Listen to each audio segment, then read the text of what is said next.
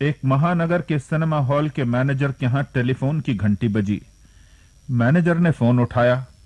एक महिला की अधीर उतावली आवाज, कहीं आपके थिएटर में हीरे का एक लॉकेट तो नहीं मिला? कल रात मैं आपके यहां सिनेमा देखने आई थी और मेरा लॉकेट गुम हो गया।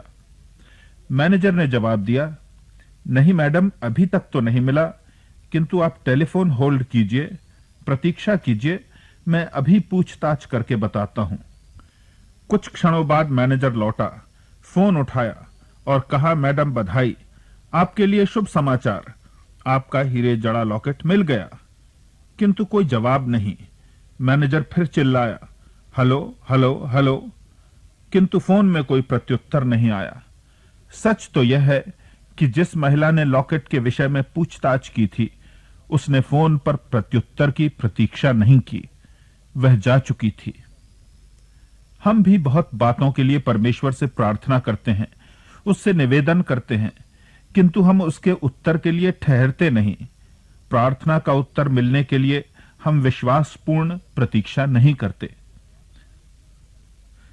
सफल मसीही जीवन का एक रहस्य है प्रतीक्षा, परमेश्वर के प्रत्युत्तर की प्रतीक्षा, परमेश्वर के समय की प्रतीक्षा, परमेश्वर की प्रतीक्षा। Waiting upon the lord. Luke 2 में वर्णन है शिमोन का, जो वृद्ध था, इस्राएल की शांति की बाट जोह रहा था, प्रतीक्षा कर रहा था उद्धारकर्ता की वाचा के पूर्ण होने की। इसी अध्याय में हन्ना का भी वर्णन है। 84 वर्ष से विधवा थी और अपने संपूर्ण वैधव्य में इस्राएल के छुटकारे की प्रतीक्षा कर रही थी। प्रतीक्षा करना कितना कठिन है, धैर्य रखना कितना कष्टपूर्ण है। कभी कभी जब हमारी प्रार्थनाओं के उत्तर हमारे द्वारा निर्धारित समय सीमा में नहीं मिलते, तो हम अधीर हो जाते हैं, व्यग्र हो जाते हैं, उतावले हो जाते हैं। क्या परमेश्वर सुनेगा नहीं? क्या परमेश्वर में क्षमता है कि वह मेरी प्रार्थना का उत्तर दे? मेरा 6 वर्षीय पौत्र शॉन अपने पिता ही के समान मैकेनिकल चीजों, यांत्रिक चीजों में रुचि रखता है।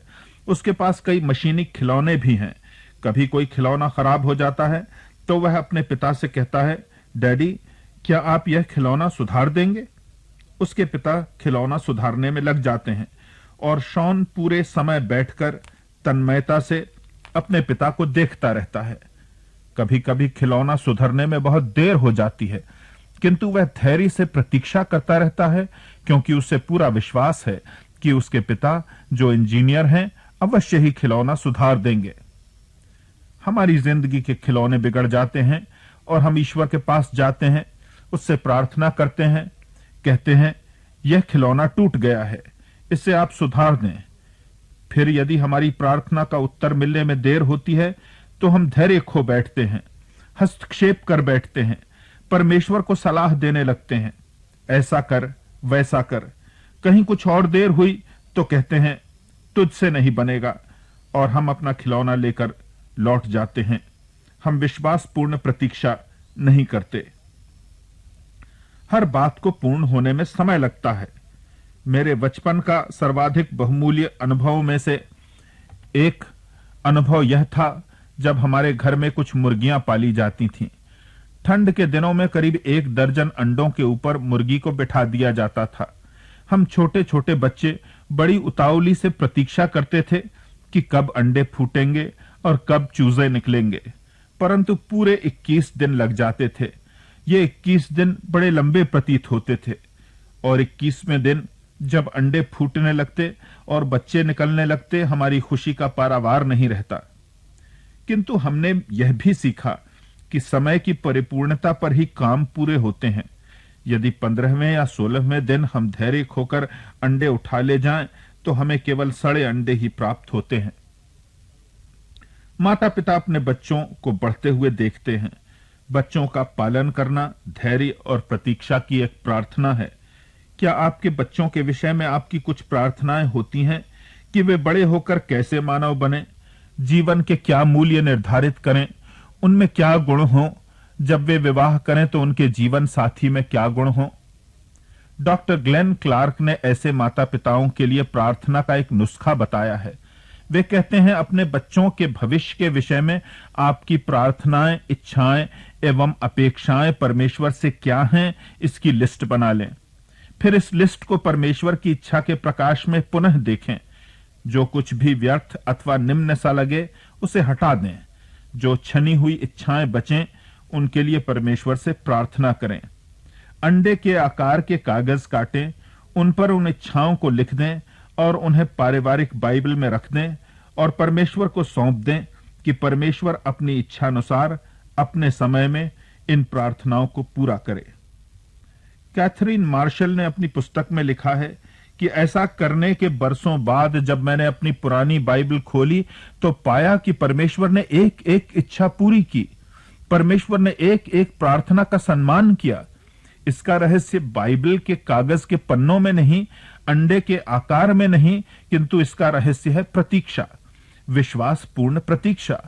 Waiting upon the lord in complete faith. धर्म या आध्यात्म का अर्थ कुछ करना नहीं, प्रभु में होना होता है। प्रभु यीशु ने कहा, मैं दाखलता हूं, तुम डालियां हो। डालियों को फल लाने के लिए कुछ परिश्रम करना नहीं पड़ता, उन्हें तो बस दाखलता में बने रहना होता है। फिर ये डालियां पिता के निर्धारित समय में फल लाती हैं। मरकुस 4:28 में लिखा है, पृथ्वी आपसे आप फल लाती है, पहले अंकुर, तब बाल, तब बालों में तैयार दाना। प्रभु यीशु मसीह को परमेश्वर के समय का बहुत गहरा ज्ञान था।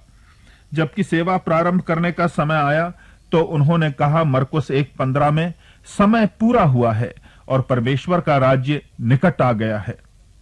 जब यीशु के शिष्य चाहते थे कि समय की परिपक्वता के पूर्व ही वह अपने चमत्कारों को बड़ी भीड़ के सामने मंडपों के पर्व पर प्रकट करे, तब प्रभु यीशु मसीह ने कहा यूहन्ना 7:6 में, मेरा समय अभी तक नहीं आया। फिर जब क्रूस की छाया उसके जीवन को छूने लगी तब उसने कहा मत्ती 26:18 में, मेरा समय निकट है। प्रत्येक प्रार्थना की पूर्णता के लिए समय की परिपक्वता चाहिए। Prayers are answered but they are answered in the fullness of time. वही जानता है कि प्रार्थना पूरी होने का समय कब है। हम प्रार्थना करते हैं कि हे ईश्वर हमारी संस्था को बढ़ा, परंतु परमेश्वर जानता है कि कौन से परिवर्तन हम में होना चाहिए कि हम प्रार्थना की पूर्णता के हिस्सेदार होने के योग्य हो सकें। हो सकता है कि वह क्लेश में हमें बढ़ाए कि हमारा जीवन उज्जवल हो और हम संस्था के विकास के साधन बनने के योग्य हो सकें। हो सकता है हमें बीमारी का क्लेश भोगना पड़े, कांटे जीवन में बने रहें, जिससे हमारी निर्भरता परमेश्वर पर बनी रहे, हमारा विश्वास दृढ़ हो और तब हमारे द्वारा संस्था का विकास संभव हो सके। हम उतावले हो जाते हैं जब हमारे द्वारा निर्धारित समय में प्रार्थना पूरी होती प्रतीत नहीं होती, परंतु परमेश्वर जानता है कि हमारी प्रार्थना पूरी होने के लिए और कौन कौन सी घटनाएं होना है। घटनाओं के क्रम और श्रृंखलाएं होनी हैं। उन घटनाओं और श्रृंखलाओं की परस्पर प्रतिक्रियाएं होनी हैं, जिससे ऐसी परिस्थितियां निर्मित हों कि हमारी प्रार्थना ईश्वर की इच्छा के अनुसार पूरी की जा सके। प्रार्थना कब पूरी हो यह जानना हमारा काम नहीं। प्रेरितों के काम 1:7 में प्रभु कहते हैं, समय और कालों को जानना जिनको पिता ने अपने ही अधिकार में रखा है तुम्हारा काम नहीं। हमें तो केवल विश्वास से प्रतीक्षा करनी है। जो कुछ हमने उसकी इच्छा के अनुसार मांगा है उसे वह अपने समय में पूरा करेगा। अब समय से पूर्व हम अपना खिलौना लेकर लौट न जाएं। हम समय से पूर्व टेलीफोन वापस न रख दें, किंतु उसके उत्तर की प्रतीक्षा करें। विलाप गीत 3:25 में लिखा है, जो यहोवा की बाट जोहते हैं, अर्थात जो उसकी प्रतीक्षा करते हैं, यहोवा उनके लिए भला है। इंतजार वह औजार है जिसके द्वारा ईश्वर हमें उपहार देता है। इस्राएलियों ने 40 वर्ष तक प्रतीक्षा की, तब उन्हें प्रतिज्ञा किया हुआ वह देश मिला। विश्वासपूर्ण प्रतीक्षा से हम दृढ़ होते हैं, नई शक्ति प्राप्त करते हैं, हमारी आत्मिक मांसपेशियां मजबूत होती हैं। यशायाह 40:31 में लिखा है, जो यहोवा की बाट जोहते हैं वे नया बल प्राप्त करते जाएंगे। वे उकाबों की नाई उड़ेंगे, वे दौड़ेंगे और श्रमित न होंगे, चलेंगे और थकित न होंगे। मिल्वॉकी यूएसए के पैट बार्न्स ने एक छोटी सी घटना का वर्णन किया है। एक वृद्धा फूल बेचने वाली उसके यहां आती थी। उसके चेहरे पर इतना आनंद और उत्साह झलकता था कि एक दिन पैट बार्न्स ने उससे कह ही दिया, आपका जीवन शायद फूलों ही में महकता था, इसलिए आपके जीवन में कोई समस्या प्रतीत नहीं होती। वृद्धा ने जवाब दिया, नहीं, यह बात नहीं है। मेरे जीवन में भी उतनी समस्याएं हैं जितनी किसी दूसरे के, परंतु मैं एक रहस्य जानती हूं। वह रहस्य है कि हर समस्या के गर्भ में एक पुनरुत्थान छिपा होता है। Hidden within every problem is a resurrection, an Easter. जब यीशु को क्रूस पर चढ़ा दिया गया, 3 दिन गहन अंधकार के दिन थे, किंतु फिर ईस्टर आ गया। इसीलिए मैं आनंदित रहती हूं। मुझे रहस्य मालूम है कि जब अंधकार आए, ईश्वर को अवसर दो, 3 दिन प्रतीक्षा करो। शायद कभी 30 दिन प्रतीक्षा करनी पड़े, शायद 3 वर्ष।